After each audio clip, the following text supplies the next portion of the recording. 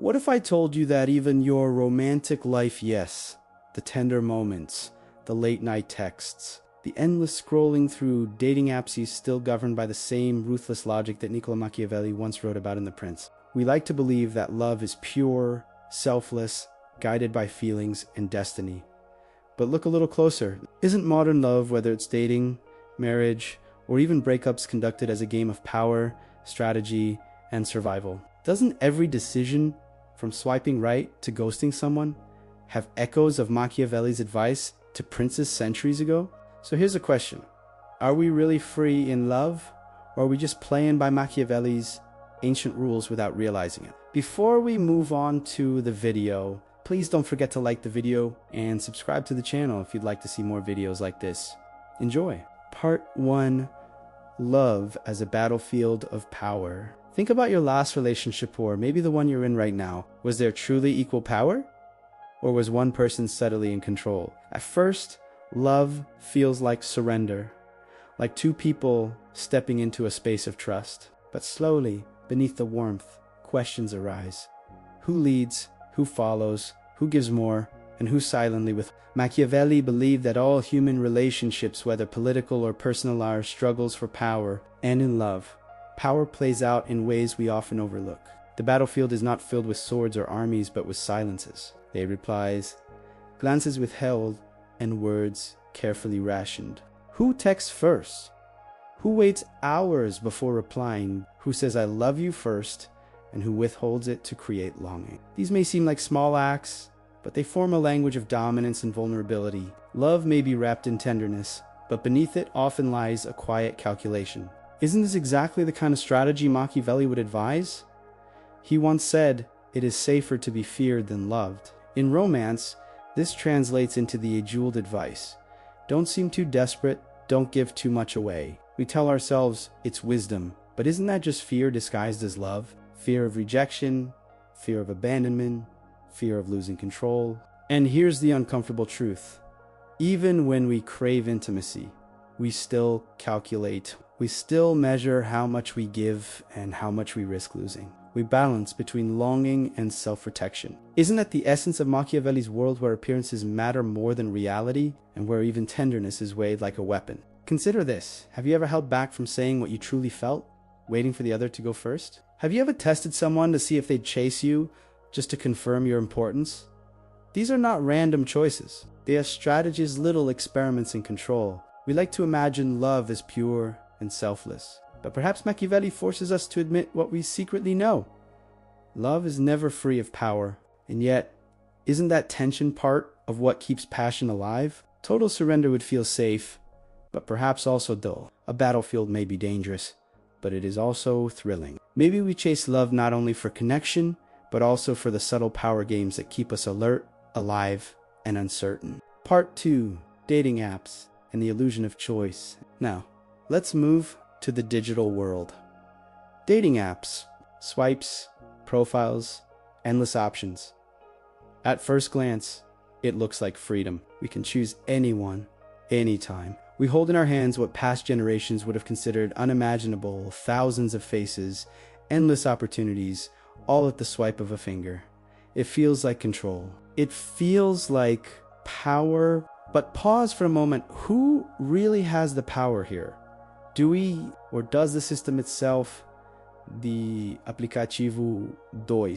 The algorithms decide who you see, who sees you, and when. It rewards those who present themselves in ways that attract attention, often favoring charm over depth, surface over substance. It creates an invisible hierarchy, ranking desirability, dictating matches, subtly shaping behavior, and most of us obey without realizing it. Doesn't that sound like Machiavelli's advice to rulers? It is not necessary to be truly virtuous. It is enough to appear so. On dating apps, isn't appearance everything? The smiling photos, the carefully written bio, the curated hobbies, they are not windows into the soul, but advertisements competing for attention. Isn't this exactly what Machiavelli meant? Success belongs not to the most genuine, but to the most strategic. Those who master the art of appearing attractive, witty, adventurous, mysterious, those are the ones the algorithm favors. Honesty becomes secondary. Performance becomes survival. And here's the chilling thought. When love becomes a marketplace, aren't we all forced to act like little princes and princesses, competing for attention, disguising our flaws, crafting our profiles like political manifestos? Every photo becomes a campaign poster. Every swipe is a vote. Every match is a negotiation. But think deeper, does this freedom of choice liberate us, or does it trap us in endless comparison? The more options we have, the less satisfied we feel. We wonder, could I do better? Is there someone just one swipe away who is smarter, more attractive, more successful? Instead of intimacy, we find ourselves consumed by strategy. Instead of love, we pursue advantage. Machiavelli might smile at this, for isn't this the very essence of his world? A theater of appearances, a marketplace of power, where success belongs not to the keenest or most authentic, but to those who understand the game and play it without hesitation. So ask yourself, are you really choosing your match? Or are you being chosen by algorithms, by illusions, by a system that trains you to behave like a strategist, not a lover? And if so, what becomes of love when it is reduced to strategy? Part 3. Ghosting, breakups, and fear. Let's talk about ghosting. Why do people disappear instead of simply saying goodbye? At first glance, it seems like cowardice, a lack of courage to face someone directly. But if we look deeper, ghosting is not just an act of avoidance, it is a strategy. Because fear is easier than confrontation. Because silence can feel safer than honesty. And because control, whether in politics or in love, is often maintained not by what is said, but by what is withheld. Machiavelli would recognize this instantly. He advised rulers to eliminate threats swiftly, without hesitation, and with no room for negotiation. When a ruler acted decisively, the people had no chance to question, resist, or build hope. Ghosting, in its modern, digital form, is simply the same principle applied to relationships, cutting ties without explanation, leaving no space for dialogue, protests, or appeal. It is a ruthless efficiency of the heart. Think of the person who is ghosted. They are left in limbo, questioning themselves, replaying memories, searching for hidden signs. The silence becomes louder than words. In fact, the silence itself is the message. I hold the power, and you have none. That imbalance is not an accident. It is the very point. For the one who disappears, there is no need to justify, to apologize, or to share the burden of guilt. By vanishing, they dictate the terms of the ending. Now think about breakups. Rarely are they mutual, balanced, or fair. More often, one person leaves while the other is left behind, stunned, confused, and powerless. The one who initiates the breakup controls the narrative. They choose when the conversation happens, what reasons are given, and how the story will be remembered. The one left behind must simply accept. Isn't this an imbalance of power where one decides while the other suffers? Machiavelli might tell us, this is the way of all human affairs. In politics, he argued, the one who shapes perception rules reality, and in love, it is no different. The one who controls the story, the timing, the silence, or the explanation, whether through words or through ghosting, holds the power. The abandoned partner may believe they are fighting for truth, but in reality, they are fighting shadows, trying to reclaim a story already decided. This is the hidden cruelty of love. The battlefield does not always end in open war. Sometimes it ends in silence, and silence can wound deeper than words. Part 4. Marriage as a political alliance. Now let's turn to marriage. We like to see it as the ultimate act of love, a union of souls, the grand romantic climax of our cultures, stories. But if Machiavelli were sitting here, he might smirk. To him, marriage was never simply about love.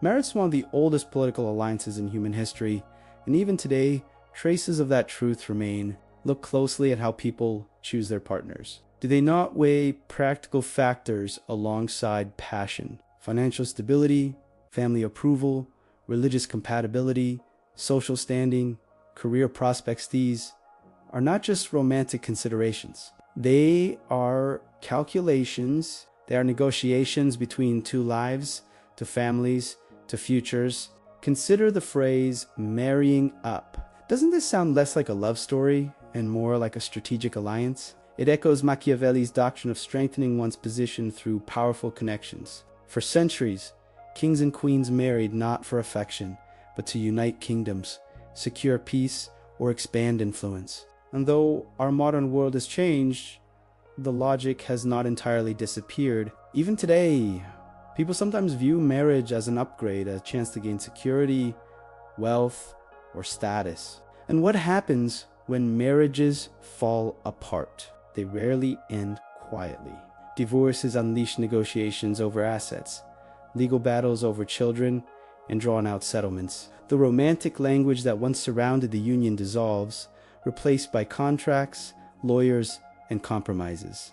It becomes less about love and more about treaties forged after a war. Machiavelli would nod knowingly, this is not love. This is politics with softer edge. Think of custody disputes. Think of battles over houses, money, and reputation. Each side gathers evidence, builds arguments, and fights for advantage, just as rival rulers might before a truce.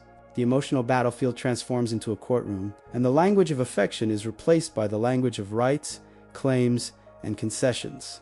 Marriage, then, is not just a private affair, but a public pact, a social contract with consequences that ripple through families, communities, and even generations. The idea that it is purely about love is a comforting illusion, much like the belief that rulers always govern for the good of the people. Machiavelli would remind us, behind every union, there is calculation. Behind every alliance, there is strategy. Love may be present, but it is rarely the whole story. So when we stand before marriage, we are not just stepping into romance. We are entering politics. And when we stand before divorce, we are not just ending a relationship, we are drafting peace treaties after war. In both cases, the battlefield remains. Part 5. Desire, control, and illusion. Here's another question. Is love really love, or is it desire mixed with strategy? Think about it. How many people have you met who say, I just want someone to love me for who I am, and yet carefully curate every detail of how they appear? The clothes they wear, the way they post on social media, the stories they tell on dates, none of it is purely accidental. Even vulnerability, which seems like honesty, can be calculated. We show just enough weakness to appear authentic, but not so much that it scares someone away. That's not random chance. That's strategy wrapped in the costume of sincerity. Why do people play hard to get? Why do they manipulate jealousy or show interest in someone else just to provoke a reaction? It is because deep down, people know that desire is not a stable flame. It must be fed by tension, scarcity, and uncertainty. If love was simply about giving, then endless devotion would be enough. But strangely, it isn't. The human mind craves what it cannot fully hold, what is slightly out of reach, what seems like it could be lost. That's where desire intensifies. This is Machiavelli in disguise. To him, the perception of power is as important as power itself. And in love, the perception of desirability is the currency. If others want you, your value rises. If they don't, your power fades. Consider how many stories you've heard of someone being ignored until suddenly others show interest in them. Overnight, their perceived value transforms. It's not that they became a different person, it's that the illusion of desirability was created, and with it, power. And think about this. Doesn't social media amplify this effect to an extreme? A carefully chosen picture with someone attractive, a smile that suggests mystery, a caption that hints at luxury. These are not random acts. They are deliberate plays in the theater of love, designed to increase status. We are living in a constant marketplace of images, where every post is a silent bid for recognition, and every like is a small vote in the invisible competition for power. But let's go deeper. When someone posts about their glamorous vacation or their exciting night out, are they really sharing happiness, or are they performing for attention? The truth is, social media is not just a reflection of our lives, it is a stage, and love has become one of its most carefully choreographed performances. Machiavelli would not only recognize this, he would applaud it, because it proves his eternal point. People don't just want to be loved, they want to be seen as worth loving. And perception, once again, becomes more powerful than reality. Part 6. Machiavelli's advice for lovers today. So what would Machiavelli say if you were alive today? watching us struggle in the battlefield of modern romance. He might say, do not rely only on love. Rely on strategy, control, perception. Anticipate betrayal. Be ready to act ruthlessly if necessary. These words sound cold, even cruel, but let's be honest, don't they echo what so many people already practice in silence? How many times have you or someone you know waited hours to reply to a message? Not because you were busy, but because you knew it would make you seem more valuable. How many times has someone stayed in a relationship not out of affection, but out of fear of losing power, resources, or reputation?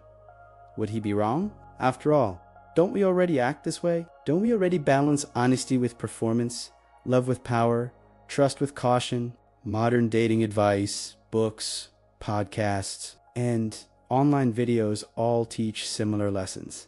Don't be too available. Maintain mystery. Keep your options open. Protect yourself from heartbreak by never giving too much too soon. These are not romantic ideals. They are strategists' calculated moves to avoid weakness, and yet here lies the paradox. Machiavelli never truly dismissed love. He understood its magnetic force, its ability to inspire loyalty, courage, even sacrifice. But he warned that love, without strength, is fragile. A ruler who depends only on affection will eventually be beat. And isn't the same true in relationships? A person who loves deeply but lacks self-respect, boundaries, or inner strength will eventually be broken. Love that is not balanced with strategy collapses under the pressure of reality. Think of it like a castle. Love is the beauty of the palace, the warmth of the fire, the music of the feast. But without walls, without guards, without a foundation of strategy, the castle falls at the first attack. This is what Machiavelli teaches us: not to abandon love, but to fortify it with wisdom, with the ability to act when love alone is not enough.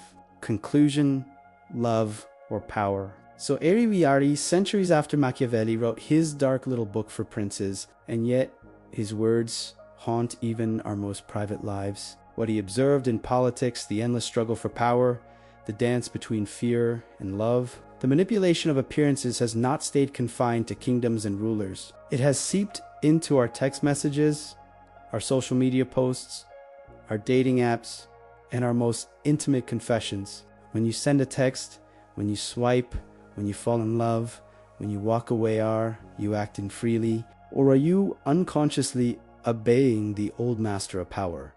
Think carefully. Was your romantic choice truly free, or was it shaped by subtle games? By the pressure to be desirable? By the fear of being the one who loves more? Is modern love really about passion? Or is it just a battlefield dressed in roses? On the surface, it seems soft, sweet, and tender. But underneath, strategies unfold. Reactions are tested. Perceptions are shaped. Jealousy is provoked. Attention is rationed. Every move is calculated more than we dare to admit. And most importantly, if love today is still ruled by Machiavelli's principles, what does that say about us? Have we truly evolved in love, or are we simply proving that Machiavelli was right all along? That human beings, no matter how modern, are still creatures of fear, desire, and power? Maybe the answer is uncomfortable.